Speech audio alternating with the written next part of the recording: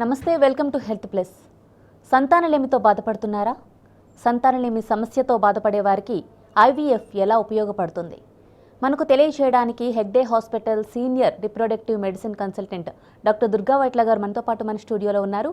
మీలో ఎవరైనా సంతానలేమి సమస్యతో బాధపడుతూ ఉంటే వెంటనే స్క్రీన్ మీద స్క్రోల్ అవుతున్న నెంబర్స్కి కాల్ చేసి డాక్టర్ గారితో మాట్లాడొచ్చు. నమస్తే డాక్టర్. నమస్తే అండి. ఈ మధ్య కాలంలో సంతానలేమి సమస్య అనేది సర్వసాధారణంగా చాలామందికి ఉంటుంది. అయితే దీనికోసం చాలా ట్రీట్మెంట్స్ చెప్తూ ఉంటారు, కానీ ఇందులో ది బెస్ట్ ట్రీట్మెంట్ ఏదంటారు? అంటే ఫర్టిలిటీ డిపార్ట్మెంట్లో చూస్తే కనుక మల్టిపుల్ ట్రీట్మెంట్స్ ఉంటాయి. స్టార్టింగ్ ఫ్రమ్ ద బేసిక్ ట్రీట్మెంట్లో చూస్తే కనుక ఓవ్యులేషన్ ఇండక్షన్ అని అంటారు. దాంట్లో కొన్ని మెడిసిన్స్ ట్యాబ్లెట్స్ రూపంలో కానీ ఇంజెక్షన్ రూపంలో ద్వారా ఇచ్చి ఫాలిక్యులర్ స్టడీ చేస్తారు, అదొక ట్రీట్మెంట్. ఇంట్రాయూట్రన్ ఇన్సెమినేషన్ అని అంటారు, ఐయుఐ అని అంటారు, అదొక సెకండ్ లెవెల్ ట్రీట్మెంట్ వస్తుంది అనమాట. దాని తర్వాత వచ్చేసి ఐవీఎఫ్ అంటే టెస్ట్ ట్యూబ్ బేబీ ప్రొసీజర్ అని అంటారు మనం కామన్ లాంగ్వేజ్లో. సక్సెస్ పరంగా చూస్తే కనుక IVF gives the best success rate. అది ఏ కపుల్కి ఏం కావాలనేది మల్టిపుల్ పారామీటర్స్ బట్టి మనం డిసైడ్ చేయడం జరుగుతుంది. లైక్ మేల్ పార్ట్నర్ యొక్క వీర్యకణాల కౌంట్ ఎలా ఉంది, కదలిక ఎలా ఉంది, అది లేకపోతే ఫీమేల్ పార్ట్నర్లో అండాశయాల్లో అండకణంలు ఎలా ఉన్నాయి, గర్భాశయం ఎట్లా ఉంది, ఫెలోపియన్ ట్యూబ్స్ ఎలా ఉన్నాయి, ఫీమేల్ పార్ట్నర్ ఏజ్ ఎంత, వాళ్ళు ఎన్ని సంవత్సరాల నుంచి వాళ్ళు ట్రై చేస్తున్నారు, ఈ అన్ని ఫ్యాక్టర్స్ని బట్టి మనం ట్రీట్మెంట్ అనేది డిసైడ్ చేయడం జరుగుతుంది. బట్ ఓవరాల్గా చూసుకుంటే ఐవీఎఫ్ అనేది it gives the best success rate. ఎవరైనా ఐవీఎఫ్కి వెళ్ళొచ్చు. అంటే there are some set of patients, కొన్ని పేషెంట్స్లో మనం ఐయుఐ లాంటి ట్రీట్మెంట్స్ లేకపోతే ఐయుఐ న్యాచురల్ ట్రీట్మెంట్లు కానీ ఇవ్వలేము. బట్ ఐవీఎఫ్ అనేది ఎవరికైనా ఇవ్వచ్చు. బట్ అగైన్ స్టెప్ వైజ్ వెళ్తాం. కొంతమందిలో మనం సింపుల్ ట్రీట్మెంట్స్ ఇచ్చి తర్వాత వెళ్తాం, కొంతమందిలో మనం ఏదైనా మేజర్ ప్రాబ్లం ఉంటే డైరెక్ట్ ఐవీఎఫ్కి వెళ్తాం. ఓకే, అంటే ప్రతి ఒక్కరూ ఐవీఎఫ్కి వెళ్ళాల్సి వస్తుందా, లేదంటే ఐయుఐతో సక్సెస్ అయిన కేసెస్ కూడా ఉంటాయి? సో నార్మల్గా చూస్తే కనుక అసలు ఫస్ట్ ఆఫ్ ఆల్ ఈ ఫర్టిలిటీ సమస్యలు అనేది మనం రిప్రొడక్టివ్ ఏజ్ గ్రూప్ అంటే మనకి అరౌండ్ 15 years నుంచి 45 years వచ్చి ఆ గ్రూప్లో మాత్రమే కదా ప్రెగ్నెన్సీ ప్లాన్ చేసుకునేవాళ్ళు. ఆ గ్రూప్లో చూసుకుంటే కనుక 15% ఆఫ్ ద కపుల్స్లో మనకి ఈ ఫర్టిలిటీ ఇష్యూస్ అనేది చూడడం జరుగుతుంది. దాంట్లో మన దగ్గరకు వచ్చినప్పుడు అరౌండ్ 60 to 70% పాపులేషన్కి మనకు సింపుల్ ట్రీట్మెంట్స్ లైక్ ఓవ్యులేషన్ ఇండక్షనో లేకపోతే ఐయుఐఓ ఫాలిక్యులర్ స్టడీ ద్వారానో లేకపోతే కొన్ని ట్యాబ్లెట్స్ ఇచ్చో మెడిసిన్స్ ఇచ్చో సక్సెస్ అనేది చూస్తాం. ఇంకా మిగిలే 20 to 30% పేషెంట్స్కి మాత్రమే మనకి ఐవీఎఫ్ అనేది అవసరం పడుతుంది అనమాట. ఓకే, అంటే ఇన్ జనరల్గా చూసుకుంటే కనుక రఫ్గా చూసుకుంటే 2 to 3% ఆఫ్ ద జనరల్ పాపులేషన్లో మనకి యాక్చువల్లీ ఐవీఎఫ్ అనేది అవసరం పడుతుంది. ఓకే, ఇన్ఫెర్టిలిటీ సమస్యతో హాస్పిటల్కి వచ్చినప్పుడు అంటే ఎటువంటి ప్రాబ్లమ్స్ చూసి మీరు ఐవీఎఫ్ని ప్రిఫర్ చేస్తారు? అంటే ఫస్ట్ ఇన్ఫర్టిలిటీ పేషెంట్స్ ఎప్పుడైతే మన దగ్గరికి వస్తారో బేసిక్ ఇవాల్యుయేషన్ అనేది చేస్తాం అనమాట. ఇనీషియల్గా ఒక అల్ట్రాసౌండ్ స్కాన్ చేసి చూస్తాం. దాంట్లో అండాశయాలు ఎట్లా ఉన్నాయి, అండకణములు కౌంట్లు ఎలా ఉన్నాయి, గర్భాశయం ఎలా ఉంది, ఏమైనా పాలిప్స్ ఉన్నాయా, ఫైబ్రాయిడ్స్ ఉన్నాయా, లేకపోతే ఏదైనా పుట్టుక ద్వారా ఏదైనా లోపాలు ఉన్నాయా, కొంతమందికి సెప్టైట్ యూట్రస్, బైకార్నేట్ యూట్రస్ లాంటివి ఉంటాయి, అలాంటి ఫెలోపియన్ ట్యూబ్స్ ఓపెన్ ఉన్నాయా లేదో చూస్తాం అనమాట. ఆ తర్వాత హస్బెండ్ దాంట్లో చూసుకుంటే వీర్యకణాల కౌంటు, కదలిక, ఆకారం ఎలా ఉన్నాయి, ఇవన్నీ చూసి దాని తర్వాత బేసిక్ హార్మోన్ టెస్టులు చేస్తాం. Like thyroid hormone, prolactin hormone, ఫర్టిలిటీకి సంబంధించిన కొన్ని FSH, LH అలాంటి కొన్ని హార్మోన్స్, యాంటీములేరియన్ హార్మోన్, ఇవన్నీ. ఆ తర్వాత జనరల్ హెల్త్ కండిషన్ కూడా చూసుకుంటాం. వాళ్ళు ప్రొసీజర్కి ఫిట్ అవుతారా లేదా, షుగర్ లెవెల్స్ ఏమైనా ఫ్లక్చువేట్ అయి ఉన్నాయా, లేకపోతే వాళ్ళకి హిమోగ్లోబిన్ లెవెల్స్ ఎలా ఉన్నాయి, ఇవన్నీ బేస్ చేసుకుని అప్పుడు ట్రీట్మెంట్ ప్లాన్ అనేది డిసైడ్ చేయడం జరుగుతుంది. బోత్ హస్బెండ్ వైఫ్ ఇద్దరు పారామీటర్స్ చూసి అప్పుడు ఏ ప్లాన్ ద్వారా వెళ్తే వీళ్ళకి బెటరో అనేది డిసైడ్ చేయడం జరుగుతుంది. ఓకే డాక్టర్, అలాగే ఐవీఎఫ్ ప్రాసెస్ ఏ విధంగా ఉంటుంది, ఎన్ని డేస్ పడుతుంది మొత్తం ప్రాసెస్? సో నార్మల్గా చూస్తే కనుక ఐవీఎఫ్ రకరకాల ట్రీట్మెంట్స్ ఉంటాయి. ఐవీఎఫ్లో కూడా దేర్ మల్టిపుల్ ప్రోటోకాల్స్ ఉంటాయి. ఆ పర్టిక్యులర్ కపుల్కి సంబంధించిన రిపోర్ట్స్ని బట్టి మనం ప్రోటోకాల్ అనేది డిజైన్ చేస్తాం అనమాట. దాంట్లో మేజర్గా చూస్తే కనుక 2 రకాల ట్రీట్మెంట్స్ ఉంటాయి అనమాట. యాంటగోనిస్ట్ ప్రోటోకాల్ ఒకటి, ఎగోనిస్ట్ ప్రోటోకాల్ అని చెప్పేసి. దాంట్లో లాంగ్ ప్రోటోకాల్ అంటే ఎగోనిస్ట్ ప్రోటోకాల్, అది యూజువల్గా మనకి 4 to 6 weeks అట్లా టైం పడుతుంది. అంటే 2 cyclesలో చేస్తాం. ప్రీవియస్ మంత్ ప్లస్ ఈ మంత్ రెండాట్లో కూడా ట్రీట్మెంట్ చేస్తాం అనమాట. యాంటాగనిస్ట్ ప్రోటోకాల్ ఏమో 2 weeks అలా పడుతుంది. Basic 2 weeks plus results wait చేయడానికి ఇంకొక 2 weeks. So actual number of days మనకి వాళ్ళు రెగ్యులర్గా హాస్పిటల్కి వచ్చేది మాత్రం 10 నుంచి 12 రోజులు మాత్రమే రెగ్యులర్గా రావాల్సి వస్తుంది.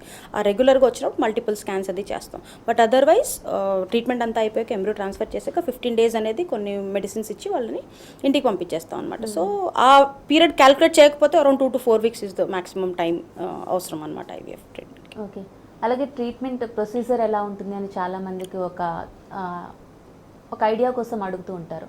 సో ప్రొసీజర్ ఏంటి అసలు ఐవీఎఫ్? ప్రొసీజర్ అనేది ఇందాక మీకు చెప్పినట్టు ఫస్ట్ బేసిక్ ఇన్వెస్టిగేషన్స్ అంతా అయిపోయాక ఆ పర్టికులర్ కపుల్కి మనం ఏం ట్రీట్మెంట్ ఇవ్వాలి అనేది డిసైడ్ చేస్తాం. ఆ బేసిక్ ఇవాల్యుయేషన్ స్కాన్ కాకుండా డేట్ వచ్చిన అంటే నెలసరి వచ్చిన రెండో రోజు కపుల్ని పిలుస్తాం. అప్పుడు అమ్మాయికి మళ్ళీ స్కాన్ చేయడం జరుగుతుంది. ఆ పర్టికులర్ మంత్లో అండాశయాల్లో అండకణములు ఎన్ని ఉన్నాయి అవి చూస్తాం. లేకపోతే ఏదైనా పెద్ద సిస్ట్ ఫార్మేషన్ ఉందా, లేకపోతే గర్భాశయం లైనింగ్ అంతా కంప్లీట్గా షెడ్ అయిందా లేదా అవి చూసుకుంటాం. అవి చూసుకున్న తర్వాత based on the number of follicles, ఆమె వెయిట్, ఆమె ఏజ్, హార్మోనల్ స్టేటస్ ఇవన్నీ చూసి దాన్ని బట్టి మెడిసిన్ అనేది డోసేజ్ అనేది డిసైడ్ చేయడం జరుగుతుంది. సో ఆ రోజు నుంచి సెకండ్ ఆర్ థర్డ్ డే అంటే డేట్ వచ్చిన రెండో రోజు మూడో రోజు మనం ఇంజెక్షన్స్ స్టార్ట్ చేయడం జరుగుతుంది. ఇంజెక్షన్స్ యూజువలీ 8 to 12 days పీరియడ్లో ఉంటుంది. కొంతమందికి 8 days పట్టొచ్చు, కొంతమందికి 12 days పట్టొచ్చు, ఆర్ 10 days పట్టొచ్చు. Based on their response duration అనేది వేరీ అవుతూ ఉంటుంది. రెగ్యులర్గా ఇంజెక్షన్స్ పేషెంట్ రెగ్యులర్గా వచ్చి హాస్పిటల్లో తీసుకుంటారు. ఆ మధ్యలో ఒక 3 times 4 times every 2 to 3 days అలాగా స్కాన్ చేయడం జరుగుతుంది. మ్యాక్సిమం నంబర్ ఆఫ్ ఫాలికల్స్ ఏదైతే ఇమ్మెచ్యూర్ ఎగ్స్ ఉండుంటాయో డే 2లో అవి చూసే మనం ఇంజెక్షన్స్ ఇస్తాం. మ్యాక్సిమం ఎగ్స్ ఏదైతే మెచ్యూర్ స్టేట్కి వెళ్తాయో ఆ టైం చూసుకొని అప్పుడు మనం ఇంకొక ఇంజెక్షన్ ఇస్తాం, ట్రిగర్ ఇంజెక్షన్ అని అంటాం. ఆ ట్రిగర్ ఇంజెక్షన్ ఇచ్చిన 34 hours ఆర్ 36 hours తర్వాత మనం ఎగ్ కలెక్షన్ అని ఒక ప్రొసీజర్ ఉంటుంది. అంటే egg pickup or ovum pickup అని అంటారు. అది అనెస్థీసియాలో చేస్తాం అనమాట. మత్తు ఇచ్చి అల్ట్రాసౌండ్ గైడెన్స్ ద్వారా ఒక చిన్న నీడిల్ ద్వారా ఆ ఫాలికల్స్ అన్నీ మనం యాస్పిరేట్ చేస్తాం అనమాట. ఫ్లూయిడ్తో పాటు ఎగ్స్ వస్తాయి దాంట్లో. సో వచ్చిన ఎగ్ ఫ్లూయిడ్ విత్ ఎగ్స్ ఏదైతే ఉందో అది మనం ఎంబ్రియాలజిస్ట్ అంటే మా ఐవీఎఫ్ టీంలో ఎంబ్రియాలజిస్ట్ అనేది కూడా చాలా ఇంపార్టెంట్ రోల్ ఉంటుంది వాళ్ళకి. సో వాళ్ళకి మనము ఈ కలెక్ట్ చేసిన ఇది ఇస్తాం. సో దాంట్లో నుంచి వాళ్ళు ఎగ్స్ అనేది సపరేట్ చేసి దాంట్లో ఉండే గుడ్ క్వాలిటీ ఏంటి, మెచ్యూరిటీ ఎలా ఉంది, క్వాలిటీ ఎలా ఉంది అన్ని అసెస్ చేసుకొని ఎగ్స్ని ఫర్టిలైజ్ చేయడం జరుగుతుంది. ఫర్టిలైజ్ చేసిన తర్వాత ఒక 3 నుంచి 5 days అంటే వరకు మనము బయట పిండంని డెవలప్ చేస్తాం అనమాట. ఎంబ్రియో గ్రోత్ అవుతుంది, ల్యాబ్లో అవుతుంది. ఆ తర్వాత ఫామ్ అయిన ఎంబ్రియోస్లో బెస్ట్ క్వాలిటీ ఎంబ్రియోస్ ఏదైతే ఉన్నాయో అవి చూసి తీసి అవి ఎంబ్రియో ట్రాన్స్ఫర్ అనే ఒక చిన్న ప్లాస్టిక్ ట్యూబ్ ద్వారా గర్భాశయంలో ఎంబ్రియోస్ని ట్రాన్స్ఫర్ చేస్తాం అనమాట. ఇది నార్మల్ ప్రొసీజర్. ఈ ఎంబ్రియో ట్రాన్స్ఫర్ తర్వాత ఒక 15 daysకి మనం కొన్ని సపోర్టివ్ మెడికేషన్స్ ఇస్తాం అనమాట. ఆ టాబ్లెట్స్ ఇంజెక్షన్స్ కొన్ని ఉంటాయి. దాని తర్వాత 15 daysకి రిజల్ట్స్ అనేది రావడం జరుగుతుంది. ఓకే డాక్టర్, అలాగే ఐసీఎస్ఐ అంటే ఏంటి? మనకి ఐవీఎఫ్కి ఐసీఎస్ఐకి మధ్య డిఫరెన్స్ ఏంటి? ఐసీఎస్ఐ అంటే ఇక్సీ అని అంటారు, ఇంట్రాసైటోప్లాస్మిక్ స్పర్మ్ ఇంజెక్షన్ అని అంటారు. ఇక్సీ అనేది ఐవీఎఫ్ కన్నా ఒక స్టెప్ ఎక్కువ అనమాట. More or less 80% first initial part ఇప్పుడు దాకా నేను మీకు ఏదైతే ఐవీఎఫ్లో ప్రొసీజర్ చెప్పానో 80% సేమ్. ఎగ్ కలెక్షన్ వరకు కూడా సేమ్, అంటే సేమ్ ఇంజెక్షన్స్ ఉంటాయి, రెగ్యులర్ స్కాన్స్ ఉంటాయి. ఎగ్ కలెక్షన్ చేసుకునే దాకా కూడా ప్రొసీజర్ ఇస్ సేమ్. ఆ తర్వాత ఈ ఎగ్స్ని ఫర్టిలైజ్ చేసే విధానమే డిఫరెన్స్ అనమాట ఐవీఎఫ్కి ఇక్సీకి. ఐవీఎఫ్లో ఏం చేస్తామంటే సెపరేట్ చేసిన ఎగ్స్ ఏదైతే ఉంటాయో దాంట్లో మెచ్యూర్ ఎగ్స్ సెపరేట్ చేసి ఒక డిష్లో పెట్టి ఎగ్స్ పెట్టి దాని చుట్టూతో కొన్ని మిలియన్స్ ఆఫ్ స్పర్మ్స్ వేస్తాం అనమాట. లైవ్ స్పర్మ్స్, మొటైల్ ఉన్న స్పర్మ్స్. అప్పుడు దాని ద్వారా ఎగ్ లోపలికి ఒక స్పర్మ్ వెళ్తుంది, దాన్ని ఫర్టిలైజేషన్ అంటారు. ఆ ఎగ్స్ స్పర్మ్స్ కలిపి ఇంక్యుబేట్ చేసేస్తాం అనమాట. ఇంక్యుబేట్ చేసి నెక్స్ట్ డే ఫర్టిలైజేషన్ ఎలా అయింది ఏంటి అని చూసుకుంటాం.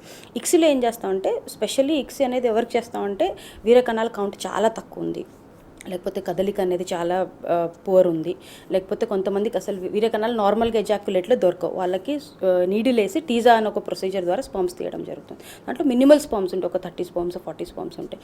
ఆ స్పర్మ్స్ని మనం ట్రెడిషనల్ ఐవీఎఫ్ ద్వారా చేస్తే ఫర్టిలైజేషన్ అవ్వదు. సో అందుకని ఒక్కొక్క స్పర్మ్ సపరేట్గా సెలెక్ట్ చేసి ఒక్కొక్క ఎగ్లో ఒక చిన్న నీడిల్ ద్వారా మైక్రో మ్యానిపులేటర్ ద్వారా మైక్రోస్కోప్లో చూసి ఒక్కొక్క స్పర్మ్ ఇంజెక్ట్ చేయడం జరుగుతుంది అనమాట. దీంట్లో కొంచెం ఫర్టిలైజేషన్ స్పెషల్లీ విత్ ఎవరికైతే ఈ వీరకణాల ప్రాబ్లమ్ సమస్యలు ఎక్కువ ఉన్నాయో వాళ్ళలో కొంచెం బెనిఫిట్ అవుతుంది. సో మిగతా ప్రొసీజర్ అంతా సేమ్. ఓకే, అలాగే మీరు ఇంతకుముందు నాకు ఐవీఎఫ్ ప్రొసీజర్ చెప్పారు, అందులో అంటే ఒక స్టెప్లో ఎనస్థీషియా ఇచ్చి చేయాల్సి ఉంటుంది అన్న. ఈజ్ దట్ రియల్లీ పెయిన్ఫుల్ ఏమైనా ఉంటుంది? పెయిన్ఫుల్ అంటే ఇంతకు ముందు మోస్ట్ ఆఫ్ ద పేషెంట్స్ మన క్లినిక్ వచ్చినప్పుడు ఫస్ట్ క్వశ్చన్ వాళ్ళు ఒకవేళ ట్రీట్మెంట్కి వాళ్ళు డిసైడ్ అయితే ఫస్ట్ క్వశ్చన్ వాళ్ళు మేడం పెయిన్ఫుల్ ఉంటుంది, ఎంత పెయిన్ఫుల్ ఉంటుంది, ఐ మీన్ మేము నిజంగా ఇది తట్టుకోగలుగుతామా అన్న క్వశ్చన్ చాలా కామన్గా చూస్తూ ఉంటాము. ఇంతకు ముందు వచ్చే ఇంజెక్షన్స్ అనేది కొంచెం మందంగా ఉండేది నీడిల్. ఇప్పుడంతా లేటెస్ట్ మెడికేషన్స్ అంతా they coming with very thin needles అనమాట. ఇంజెక్షన్ అనేది కొంతమందికి చిన్న ప్రిక్ కూడా పెద్దగా ఉండొచ్చు, కొంతమందికి తట్టుకుంటారు. So most of the time 80% 90% of the patients ఎవరికి ఇంజెక్షన్స్ ద్వారా వచ్చేది పెద్ద పెయిన్ కాదు. ఐ మీన్ యూజువలీ అంత సివియర్ అయితే ఉండదు. And egg collection is one thing which is actually painful. But ఇప్పుడంతా ఎగ్ కలెక్షన్ అంతా అనెస్థీసియాలో చేస్తున్నాం కాబట్టి పేషెంట్ అయితే అనెస్థీసియాలో ఉన్నప్పుడు పెయిన్ అయితే ఫీల్ అవ్వరు. అలాగే డాక్టర్, మనకి అంటే పేషెంట్ ఇన్ఫెర్టిలిటీ సమస్యతో వచ్చినప్పుడు ఐవీఎఫ్ ఎప్పుడు మనం రిఫర్ చేయాల్సి ఉంటుంది? అలాగే ఈ ప్రాసెస్లో అంటే మనకి సహజంగా రాలేదు కదా, ఒక ట్రీట్మెంట్ ద్వారా వచ్చింది కదా అని చెప్పి బెడ్ రెస్ట్ ఏమైనా తీసుకోవాల్సి ఉంటుంది? అంటే ఐవీఎఫ్ అనేది కొన్ని సెట్ ఆఫ్ పాపులేషన్కి మాత్రమే చెప్తాం. అంటే ప్రతి ఇన్ఫర్టైల్ కపుల్కి ఐవీఎఫ్ అనేది అడ్వైస్ చేయడం జరగదు. స్పెషల్లీ ఎలాంటి కపుల్స్కి చెప్తామంటే, ఒకవేళ ఫీమేల్ పార్ట్నర్లో చూస్తే కనుక బయలాటరల్ ట్యూబ్స్ అంటే 2 ట్యూబ్స్ బ్లాక్ అయ్యి ఉంటే వాళ్ళకి ఖచ్చితంగా ఐవీఎఫ్కి వెళ్ళాల్సిందే. ఒకవేళ పేషెంట్కి స్టేజ్ 3 ఆర్ స్టేజ్ 4 ఎండోమెట్రియోసిస్ అంటే సివియర్ ఫార్మ్ ఆఫ్ ఎండోమెట్రియోసిస్ ఉన్నా, లేకపోతే ఇంతకు ముందు ఏమన్నా రిపీటెడ్గా ఐయుఐల్ ట్రై చేసి ఒకసారి కూడా ప్రెగ్నెన్సీ రాకపోయి, లేకపోతే హస్బెండ్ వీర్య కణాల్లో ఏదైనా మేజర్ ప్రాబ్లం అంటే కౌంట్కి సంబంధించిన ప్రాబ్లం చాలా తక్కువ ఉండి, లేకపోతే కదలిక అస్సలు బాగాలేకపోయినా అలాంటి వాళ్ళల్లో, లేకపోతే కొంతమందికి ఇందాక చెప్పాను కదా టీజా అని ఒక ప్రొసీజర్ చేస్తారు. స్పర్మ్స్ అనేది నీడిల్ వేసి టెస్టిస్లోంచి కొన్ని స్పర్మ్స్ యాస్పిరేట్ చేస్తారు. దాంట్లో అనేది ఐయుఐ చేయడం అనేది కుదరదు. సో అలాంటి కండిషన్స్లో ఐవీఎఫ్ అనేది కంపల్సరీ అనమాట. ఇది కాకుండా వేరే వేరే రీజన్స్ లైక్ ఇంతకుముందు ఏదన్నా ప్రొలాంగ్డ్ ఇన్ఫర్టిలిటీ ఉంది, చాలా సంవత్సరాల నుంచి ట్రై చేస్తున్నారు బట్ ఏ ట్రీట్మెంట్ తీసుకోలేదు, బట్ అయినా కూడా వాళ్ళ ఏజ్, వాళ్ళ మెరైటల్ లైఫ్ని కన్సిడర్ చేసి కొంతమందికి ఐవీఎఫ్ అనేది చెప్పడం జరుగుతుంది. ఇక బెడ్ రెస్ట్కి సంబంధించి బెడ్ రెస్ట్ ఏమైనా తీసుకోవాలి? బెడ్ రెస్ట్ అనేది యూజువల్గా చెప్పము. అంటే అంతకుముందు ఒక 15-20 ఇయర్స్ బ్యాక్ ఎప్పుడైతే ఐవీఎఫ్ అనే ఈ హోల్ ప్రాసెస్ స్టార్ట్ అయిందో అప్పుడు అన్సర్టనిటీస్ ఉన్నాయన్నమాట. ఏది క్లియర్ కట్ లేవు. ఇప్పుడు అంతా ట్రీట్మెంట్స్ మ్యాక్సిమం స్టాండర్డైజ్ అయిపోయాయి. అండ్ రీసెంట్ ఎవిడెన్స్ ఏదైతే ఉన్నా మల్టిపుల్ పేపర్స్లో ఎక్కడ బెడ్ రెస్ట్ అనేది సజెస్ట్ చేయడం లేదు. సో ఇన్ఫ్యాక్ట్ ఏం చెప్తామంటే ఎక్కువ మొబిలిటీ ఉండాలి, రొటీన్ డైలీ యాక్టివిటీస్ చేసుకోవాలి. అలా ఉంటేనే రక్త ప్రసరణ సరిగ్గా జరిగి ఇంప్లాంటేషన్ అయ్యే ఛాన్సెస్ ఎక్కువ ఉంటుంది. అలాగే ఇన్ఫ్యాక్ట్ వాళ్ళు రెగ్యులర్గా ఆఫీస్కి కూడా వెళ్ళిపోవచ్చు. యూజువల్లీ ఎంబ్రియో ట్రాన్స్ఫర్ చేసిన రోజు మాత్రం ఒక 1 డే రెస్ట్ తీసుకోమని చెప్తాం. ఓకే. అలాగే ఈ ప్రొసీజర్లో భాగంగా హాస్పిటల్లో ఏమైనా ఉండాల్సి వస్తుందా, లేదంటే ఎంత ఫ్రీక్వెంట్గా వాళ్ళు హాస్పిటల్కి రావాల్సి వస్తుంది? అంటే ఫ్రీక్వెన్సీ చూస్తే కనుక మేల్ పార్ట్నర్కి డిఫరెంట్ ఉంటుంది, ఫీమేల్ పార్ట్నర్కి డిఫరెంట్ ఉంటుంది. మేల్ పార్ట్నర్కి ఇనీషియల్ ఒకసారి బేసిక్ టెస్టులు చేసినప్పుడు ఒకసారి వచ్చి ఐవీఎఫ్ చేసిన రోజు ఏ రోజైతే ఎగ్ కలెక్షన్ ఉంటుందో ఆ రోజు ఒక సిమెన్ శాంపుల్, మధ్యలో ఏమైనా ఒక్కొక్కసారి బ్యాకప్ శాంపుల్ ఒకటి తీసుకుంటాం అనమాట. ఒకవేళ ఆ రోజు ఎగ్ కలెక్ట్ చేసిన రోజు ఆయన వేరే ఏ కారణాల చేత అతను రాలేకపోతే ఒక బ్యాకప్ శాంపుల్ ఉంటుందని ఒక 2 శాంపుల్స్ తీసుకుంటాం అనమాట. అంటే హస్బెండ్ చూస్తే కనుక ఒక 2 to 3 times మ్యాక్సిమం వస్తారు. వైఫ్ ఏమో డేట్ వచ్చిన సెకండ్ డే నుంచి ఒక 10 days రెగ్యులర్గా ఇంజెక్షన్స్కి వస్తారు. వెయిటింగ్ పీరియడ్ అట్లా ఏమి ఉండదు, జస్ట్ ఇంజెక్షన్ తీసుకొని వెళ్ళిపోతారు. డాక్టర్తో కన్సల్ట్ అయ్యే అవసరం లేదు. మధ్యలో ఒక 2-3 సార్లు స్కాన్స్ ఎప్పుడైతే చేస్తారో అప్పుడు మాత్రం డాక్టర్ని కలవాల్సి వస్తుంది. అప్పుడు ఒక ప్రీవియస్ డోసెస్ ఏదైతే ఇచ్చుంటాం మనం గోనాడోట్రోపిన్స్ అని ఇంజెక్షన్స్ ఇచ్చుంటాం ఆ స్కాన్స్లో అడ్జస్ట్ చేయడం జరుగుతుంది అనమాట. సో దానికోసం ఒక 2 to 3 times ఉంటుంది. రెగ్యులర్గా 10 days ఇంజెక్షన్స్కి వస్తారు. ఆ తర్వాత ఎగ్ పికప్, ఆ తర్వాత ఎంబ్రియో ట్రాన్స్ఫర్. ఒక 10 to 12 days రెగ్యులర్గా రావాల్సి వస్తుంది, మిగతా రోజులు ఏమి రాదు. అండ్ బెడ్ రెస్ట్కి సంబంధించిందో ఇది ఏంటి అడ్మిషన్ గురించి అడుగుతున్నారు కదా, అడ్మిషన్ అనేది 2 days అడ్మిట్ చేస్తాం. ఒకటి ఎగ్ కలెక్ట్ చేసిన రోజు, ఆ రోజు కూడా అంతే. Its day care procedure. ఫర్టిలిటీలో మ్యాక్సిమం ప్రొసీజర్స్ అన్ని డే కేర్ ఉంటుంది. అంటే పొద్దున్న అడ్మిట్ అవుతారు, ఆఫ్టర్నూన్ కల్లా సర్జరీ అయిపోతుంది, afternoon or evening early evening మనం డిశ్చార్జ్ చేయడం జరుగుతుంది. ఏ దాంట్లోనూ ఒక 2 days 3 days అలా అడ్మిషన్స్ ఎక్కడ ఉండవు. సో ఎగ్ పికప్కి అంతే, morning around 9 o'clock 10 o'clock egg collection చేస్తాం. రికవరీ అనెస్థీసియా నుంచి రికవర్ అవ్వగానే 2 o'clock 3 o'clock అలా డిశ్చార్జ్ చేస్తాం. ఎంబ్రియో ట్రాన్స్ఫర్ రోజు కూడా అంతే. ఎంబ్రియో ట్రాన్స్ఫర్ చేసిన ఒక 2 hours అట్లా రెస్ట్ చెప్తాం, ఆ తర్వాత పేషెంట్ని పంపించేస్తాం. ఏ రోజు ఎక్కడ పేషెంట్ హాస్పిటల్లో ఉండాల్సిన పరిస్థితి అయితే లేదు. ఓకే. అలాగే ఐవీఎఫ్ సక్సెస్ రేట్ ఏ విధంగా ఉంటుంది? సక్సెస్ రేట్ అనేది మల్టిపుల్ ఫ్యాక్టర్స్ మీద డిపెండ్ అయి ఉంటుంది. ఓవరాల్గా చూసుకుంటే కనుక బెస్ట్ సక్సెస్ వచ్చేసి 60% వరకు వెళ్తుంది. ఆల్ ఓవర్ ద వరల్డ్ చూస్తే ఐవీఎఫ్ సక్సెస్ రేటు 20% నుంచి 60% వరకు వేరీ అవుతుంది.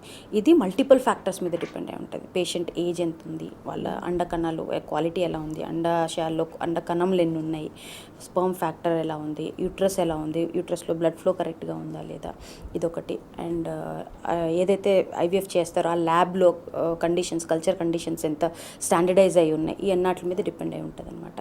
సో నార్మల్గా చూస్తే కూడా ఏ ఇబ్బందులు లేకుండా బెస్ట్ సక్సెస్ రేట్ చూస్తే కనుక ట్యూబల్ బ్లాక్, అంటే దాంట్లో ట్యూబ్స్ బ్లాక్ అవుతున్నాయి, ఎగ్ దగ్గరికి స్పర్మ్ చేరుకోవట్లేదు, ఆ కారణం చేత మనం ఐవీఎఫ్ చేస్తున్నాం కాబట్టి దాంట్లో సక్సెస్ రేట్స్ అనేది బెస్ట్ ఉంటుంది. పాలిసిస్టిక్ ఓవరీస్ అని ఒక కండిషన్ ఉంటుంది, నీటి బుడగలు ఉంటాయి, దాంట్లో అవి మెచ్యూర్ ఎగ్స్ బేసిక్లీ, దాంట్లో ఎక్కువ నెంబర్ ఆఫ్ ఎగ్స్ వస్తాయి. సో మనకి ఒకవేళ దాంట్లో క్వాలిటీ బాగుంటే కనుక నెంబర్ ఆఫ్ ఎగ్స్ ఎక్కువ ఉంటాయి కాబట్టి సక్సెస్ రేట్స్ ఎక్కువ ఉంటుంది. క్యూములేటివ్ ప్రెగ్నెన్సీ రేట్ అని అంటారు, అది ఎక్కువ ఉంటుంది. అవి కాకుండా కొన్ని కండిషన్స్ లైక్ అడినోమయోసిస్, ఎండోమెట్రియోసిస్ ఇలాంటి కండిషన్స్లో కొంచెం సక్సెస్ రేట్ తక్కువ ఉంటుంది. అక్కడ అలాగే ఇప్పుడు మీరు 60% అని చెప్పారు ఐవీఎఫ్లో, అంటే there is any failure result మనం అంటే ఏం చేయాలి? ఇంకేదైనా 60% సక్సెస్ అంటేనే డెఫినెట్లీ మిగతా 40% ఫెయిలియర్ ఉంటుంది. And it is not 60%. When we tell it is a general success rate. అంటే 60% అనేది ఐవీఎఫ్లో బెస్ట్ సక్సెస్ రేట్. ప్రతి పేషెంట్కి 60% ఉండదు. సక్సెస్ రేట్ అనేది ఆ పర్టికులర్ కపుల్కి వేరే ఉంటుంది. కొంతమందికి 30% అవకాశం ఉండొచ్చు, కొంతమందికి 50% ఉండొచ్చు. అలాగా నేను ఇందాక మీకు చెప్పిన మల్టిపుల్ ఫ్యాక్టర్స్ మీద డిపెండ్ అయి ఉంటుంది అనమాట. సో మీ యూజువల్గా చూస్తే కనుక 2 నుంచి 3 ఐవీఎఫ్ సైకిల్స్లో వెళ్తే కనుక అరౌండ్ 72 to 80% కపుల్స్కి ప్రెగ్నెన్సీ వస్తుంది బేసిక్గా. ఒకవేళ దీంట్లో రాకపోయి చూస్తే కనుక అప్పుడు మనం ఫర్దర్ ట్రీట్మెంట్స్కి వెళ్ళాల్సి వస్తుంది అనమాట. సో ఒక అడ్వాంటేజ్ ఆఫ్ ఐవీఎఫ్ ఏంటి అంటే, ఇప్పుడు నార్మల్గా మనం న్యాచురల్ సైకిల్ ట్రీట్మెంట్స్ లేకపోతే ఐయుఐలో ఇచ్చినప్పుడు ఏం చేస్తాం, మాక్సిమం మనం చేయగలిగేది మన చేతుల్లో ఉండేది ఏంటి, ఎగ్ పెరిగిందా లేదా చూసుకోవడం, వీరకణాల కౌంట్ అది బాగుందా లేదా చూసుకోవడం, ఎండోమెట్రియల్ లైనింగ్ బాగుందా లేదా చూసుకోవడం, ఇంతే తెలుస్తుంది మనకి. లోపల ఏమవుతుంది, మైక్రోస్కోపిక్ లెవెల్లో ఏమవుతుంది అనేది ఇన్ఫర్మేషన్ ఉండదు. ఎగ్ క్వాలిటీ మనం బయటికి తీయట్లేదు ఐయుఐలో ఆర్ న్యాచురల్ సైకిల్లో. ఐవీఎఫ్లో మాత్రమే ఎగ్ అనేది బయటికి తీస్తున్నాం. క్వాలిటీ అనేది చూడడం ఫస్ట్ మనం ఐవీఎఫ్ సైకిల్లో మాత్రమే చూస్తాం. So IVF first of all ఒక సైకిల్లో success rate compared to other treatments it is best. ఒకవేళ ఫెయిల్ అయినా అసలు ఏ స్టేజ్లో ప్రాబ్లం ఉంది అంటే, ఎగ్ క్వాలిటీలో ప్రాబ్లం ఉందా, లేకపోతే నెంబర్ ఆఫ్ ఎగ్స్ తక్కువ వస్తున్నాయా, లేకపోతే ఫర్టిలైజేషన్లో ఏమైనా ఇష్యూస్ ఉన్నాయా, లేకపోతే ఎంబ్రియో గ్రోత్లో ఇష్యూస్ ఉన్నాయా, లేకపోతే ఇవన్నీ బాగుండి లాస్ట్కి ఇంప్లాంటేషన్ అతుక్కునే దాంట్లో ఏమైనా ఇబ్బందులు ఉన్నాయనే దానికి మనకు తెలుస్తుంది. సో ఆ ఫస్ట్ సైకిల్ ఒకటి ట్రీట్మెంట్ పరంగా బెస్ట్ ఉంటుంది. ఆ తర్వాత ఒకవేళ ఫెయిల్ అవుతే నెక్స్ట్ సైకిల్కి ఎంతో కొంత మనకి ఇన్ఫర్మేషన్ దొరుకుతుంది కాబట్టి నెక్స్ట్ సైకిల్స్లో మనం ఇంప్రూవైజ్ చేసుకోవచ్చు, మోడిఫికేషన్స్ అయితే చేసుకోవచ్చు. ఓకే డాక్టర్, కాల్ ఉంది మలక్పేట నుంచి మాట్లాడదాం. రాజు గారు. హలో. హలో రాజు గారు, మాట్లాడండి డాక్టర్ గారితో. Madam good morning madam. Good morning Raju గారు, చెప్పండి. అది ఏం లేదు మేడం, మా వైఫ్కు ఎగ్ క్వాలిటీ బాగలేదని చెప్పారు ఐవీఎఫ్కి వెళ్తేప్పుడు, ఎగ్ క్వాలిటీ చేసేటప్పుడు. ఓకే, ఆల్రెడీ ఐవీఎఫ్ అయిందా అండి? ఆల్రెడీ ఐవీఎఫ్ ట్రై చేసాము. ఎగ్ క్వాలిటీ 8 ఎగ్స్లలో ఒకటి కూడా క్వాలిటీ బాగలేదు అన్నారు. ఓకే, మేము దానికి నెక్స్ట్ ఏ ప్రాసెస్ వెళ్ళొచ్చని. ఏజ్ ఎంత అండి పేషెంట్ది? ఏజ్, ఏఎంహెచ్ హార్మోన్ లెవెల్ ఏమన్నా ఐడియా ఉందా మీకు? 35 అండి age. Okay, egg quality poor egg quality అన్నారు. ఓకే, డోనర్ ఎగ్ వెళ్ళమన్నారు యాక్చువల్గా. Okay okay. సి గురించి అడుగుదామని దాని గురించి. Okay okay. ఇంతకు ముందు డోనర్ ఎగ్స్ అనేది చాలా ఫ్రీక్వెంట్గా చేసేవారండి. ఇప్పుడు చాలా లేటెస్ట్ అడ్వాన్స్మెంట్స్ వచ్చేసి డిఫరెంట్ ప్రోటోకాల్స్ ట్రై చేస్తున్నాం మనము. కొంతమందికి కొన్ని మెడికేషన్స్ ఇస్తాం, క్వాలిటీ పెరగడానికి కూడా ఒక 2 months 3 months టాబ్లెట్స్ ఇస్తాం. ఇవన్నీ చేసిన తర్వాత ప్రోటోకాల్స్ మోడిఫికేషన్ అంటే కొంతమందికి ఇప్పుడు సపోజ్ మీకు 1 ఐవీఎఫ్ అయిందని అంటున్నారు, అది అగోనిస్ట్ ప్రోటోకాల్ యాంటగోనిస్ట్ ప్రోటోకాల్లో చూసుకోవాలి. ఒకవేళ అగోనిస్ట్ ఉంటే యాంటగోనిస్ట్ ట్రై చేసుకోవచ్చు. అంటే కొంత పేషెంట్స్కి ఎలా ఉంటుందంటే ఆ పర్టిక్యులర్ ప్రోటోకాల్ హెల్ప్ అయ్యి ఉండకపోవచ్చు, ఏమన్నా మోడిఫై చేస్తే కనుక క్వాలిటీ డిఫరెంట్ అయ్యే ఛాన్సెస్ ఉంటుంది. సో కొంత లైఫ్ స్టైల్ మోడిఫికేషన్స్, కొన్ని సప్లిమెంట్ మెడికేషన్స్ ఇవన్నీ వేసుకొని ప్రోటోకాల్స్ అది మోడిఫై చేసుకుంటే మీరు మళ్ళీ ఇంకొకసారి ట్రై చేసుకోవచ్చు. ఓకే డాక్టర్, అలాగే పీజీఎస్ అంటే ఏంటి? ఇది అడ్వాన్స్డ్ ట్రీట్మెంట్లోకి వస్తుంది. ఫర్టిలిటీ చాలామంది ఏమనుకుంటారంటే ఐవీఎఫ్ చేసాం, ఒకసారి ఫెయిల్ అయ్యాం అంటే IVF is the best success rate, దాంట్లో రాలేదు ఇంకా దీంట్లో రాలేదు అని అంటే ఇంకా నాకు ఫ్యూచర్లో ప్రెగ్నెన్సీ రాదు అని అనుకోండి. But it is wrong. ఎందుకంటే ఐవీఎఫ్ అనేది among the treatments this is one of the best treatment which gives maximum success. దాంట్లో కూడా చాలా మోడిఫికేషన్స్ ఉంటాయి. పీజీఎస్ అనేది ప్రీ ఇంప్లాంటేషన్ జెనెటిక్ స్టడీస్ అని అంటారు. ఇది కామన్గా ఎలాంటి పేషెంట్స్కి అడ్వైస్ చేస్తామంటే, ఒకటి ఇంతకుముందు మల్టిపుల్ ఐవీఎఫ్స్ ఫెయిల్ అయ్యాయి అంటే 2 cycles చేశారు, 3 cycles ట్రై చేశారు, దాంట్లో చూస్తానికి జనరల్గా ఎంబ్రియో క్వాలిటీ బాగానే కనబడుతుంది, అయినా కూడా ప్రెగ్నెన్సీ రావట్లేదు. ఇంతకుముందు ప్రెగ్నెన్సీ వస్తున్నాయి, మల్టిపుల్ అబార్షన్స్ అవుతున్నాయి అలాంటి వాళ్ళలో. లేకపోతే పేషెంట్కి ఆర్ హస్బెండ్కి ఎవరికన్నా క్రోమోజోమల్ ప్యాటర్న్ ఉంటుంది, కెరోటైపింగ్ అని ఒక టెస్ట్ చేస్తాం, దాంట్లో ఏమైనా అబ్నార్మాలిటీస్ ఉన్నా అలాంటి వాళ్ళలో మాత్రం ఈ దానికి వెళ్తాం అనమాట, pre implantation genetic studies. Normal IVF అంతా సేమ్ ఉంటుంది, ఇందాక మీకు ఐవీఎఫ్ ప్రొసీజర్ చెప్పినట్టే. ఎంబ్రియోస్ ఏదైతే ఉన్నాయో 5th day వరకు కూడా కల్చర్ చేస్తాం, అంటే గ్రో చేస్తాం, డెవలప్ చేస్తాం అనమాట. ఆ 5th day or 6th day biopsy తీస్తాం, ఏర్పడిన పిండంలో బయోప్సీ తీసి ఎంబ్రియోస్ని ఫ్రీజ్ చేసి పెట్టేస్తాం. ఈ బయోప్సీ ఏదైతే ఉందో దాన్ని ఫర్దర్గా కల్చర్ చేసి దాంట్లో డిఎన్ఏ శాంపుల్ తీసుకొని అనాలిసిస్ చేస్తాం. క్రోమోజోమల్స్ అంటే జన్యుపరంగా ఏదైనా ప్రాబ్లమ్స్ ఉన్నాయా, కౌంట్ బాగుందా లేదా, అదే క్రోమోజోమ్ ప్యాటర్న్ అంతా బాగుందా లేదా. అది యూజువల్గా కూడా జనరల్గా ఎవరికి చేసినా ఒక 10, suppose even there is 25 years age women ఉన్నా కూడా 10 ఎంబ్రియోస్ వచ్చాయి అనుకోండి, 10 పిండంలో వచ్చాయి, దాంట్లో 5 to 6 వరకు నార్మల్ ఉంటుంది, మిగతా 4 అబ్నార్మల్ ఉంటుంది. అందుకే మనం ఎప్పుడు ఐవీఎఫ్ చేసినప్పుడు 2 to 3 గుడ్ క్వాలిటీ ఎంబ్రియోస్ పెడతాం, అంటే ఏదో ఒకటన్నా నార్మల్ ఉండలేకపోతుందా, అతుక్కుంటుంది అని చెప్పేసి. సో దాంట్లో పీజీఎస్లో ఏమవుతుందంటే మల్టిపుల్ ఈ సమస్యలు ఏదైతే రికరెంట్ ఐవీఎఫ్ ఫెయిలియర్ అవుతుందో, రికరెంట్ ప్రెగ్నెన్సీ లాస్ అవుతుందో వాళ్ళలో ఈ జన్యుపరంగా అబ్నార్మాలిటీస్ ఏదైతే ఉన్నాయో ఎక్కువ శాతం ఉంటుంది అనమాట. అందుకు ఐడెంటిఫై చేసి అబ్నార్మల్ ఎంబ్రియోస్ అన్ని సెపరేట్ చేసి దాంట్లో ఉండే మంచి ఎంబ్రియో మాత్రమే మనం ట్రాన్స్ఫర్ చేస్తాం అనమాట. దాని పరంగా ఏమవుతుందంటే టైం టు ప్రెగ్నెన్సీ తగ్గుతుంది. అంటే మనం మల్టిపుల్ సైకిల్స్కి వెళ్ళి multiple months every month try చేసి నెగిటివ్ వచ్చి ఏదైతే సైకిల్ జరుగుతుందో అది మనం అవాయిడ్ చేసి కొంచెం ఎర్లీగా ప్రెగ్నెన్సీ ఇవ్వగలుగుతాం. ఓకే, అలాగే హిస్టరోస్కోపీ అంటే ఏంటి? హిస్ట్రోస్కోపీ అనేది ఒక ఎండోస్కోపిక్ ప్రొసీజర్. నార్మల్గా ఇది ఎలాంటి వాళ్ళకి అడ్వైస్ చేస్తామంటే ఇంతకుముందు ఐవీఎఫ్ ఏదైనా 1 ఐవీఎఫ్ ఫెయిల్ అయింది, ఎంబ్రియోస్ మంచిగానే ఉన్నాయన్నా కూడా ట్రాన్స్ఫర్ చేసినా కూడా ప్రెగ్నెన్సీ రాలేదు, అలాంటి కండిషన్స్లో చేస్తాం. దీంట్లో ఒక చిన్న కెమెరా ఉంటుంది. దాంట్లో నార్మల్ వెజైనల్ క్యావిటీ ద్వారా యూట్రైన్ క్యావిటీ లోపలికి వెళ్ళి గర్భాశయం లోపల నుంచి ఎలా ఉంది, ఎండోమెట్రియం లైనింగ్ బాగుందా లేదా, వేరే ఏదైనా లోపాలు ఉన్నాయా, పాలిప్స్ ఉన్నాయా, ఫైబ్రాయిడ్స్ ఉన్నాయా, లేకపోతే ఏదైనా పుట్టుకతో వచ్చిన సెప్టేట్ యూట్రస్, బైకార్నియల్ యూట్రస్ లాంటివి ఏమైనా ఉన్నాయా, ఉంటే కనుక అవి ఐడెంటిఫై చేసి ఏదైతే కరెక్ట్ చేయగలుగుతామో అది ఆ సెట్టింగ్లోనే కరెక్ట్ చేస్తాం అనమాట. సో దాని ద్వారా సబ్సిక్వెంట్గా ట్రీట్మెంట్స్కి వెళ్ళినప్పుడు కొంచెం సక్సెస్ రేట్స్ అనేది కొంచెం ఇంప్రూవ్ అవుతుంది. ఓకే డాక్టర్, సిద్దిపేట నుంచి కాల్ రెడీగా ఉంది, మాట్లాడదాం. స్వరూప గారు. హలో స్వరూప గారు కొంచెం గట్టిగా మాట్లాడండి, సమస్య హలో. చెప్పండి. స్వరూప గారు చెప్పండి. మేడం, నాకు మ్యారేజ్ అయ్యి 7 years అవుతుంది. ఓకే. నాకు 7 yearsలో నేను ఒక ప్రెగ్నెన్సీ పోయింది. ఓకే. అయితే మేము మళ్ళీ మొన్న కన్సల్ట్ అయినాం, డాక్టర్ని కన్సల్ట్ అయితే వాటర్ ట్యూబ్స్ అని చెప్పింది. కన్సల్ట్ అయితే వాటర్ ట్యూబ్స్ అని చెప్పిండ్రు. Water tubes. ఓకే. అవి సర్జరీ చేయించుకుంటేనే ప్రెగ్నెన్సీ అవుతుందని చెప్తున్నారు. ఓకే. ఓకే. దీన్ని నార్మల్గా హైడ్రోసాల్పింగ్స్ అని అంటారు. నార్మల్గా మనకి ట్యూబ్స్ అనేది ఒకే ఫంక్షన్ ఉంటుందండి. ఎగ్స్ని స్పర్మ్స్ని చేరుకోవడానికి అదొక ఇట్స్ అ వే అనమాట. స్పర్మ్స్ యూట్రైన్ క్యావిటీ ద్వారా గర్భాశయం ద్వారా ట్యూబ్స్ ద్వారా వెళ్ళి అండాశయాల దగ్గరికి వెళ్ళి అండకణంని కలుస్తాయి అనమాట. సో ఈ దారే మనకి ఫెలోపియన్ ట్యూబ్స్. ఒకవేళ ఫెలోపియన్ ట్యూబ్స్ కనుక బ్లాక్ అయితే అప్పుడు మనకి వేరే అవకాశం ఉండదు. అది 2 ట్యూబ్స్ బ్లాక్ అయితే అప్పుడు ఐవీఎఫ్ చేస్తాం.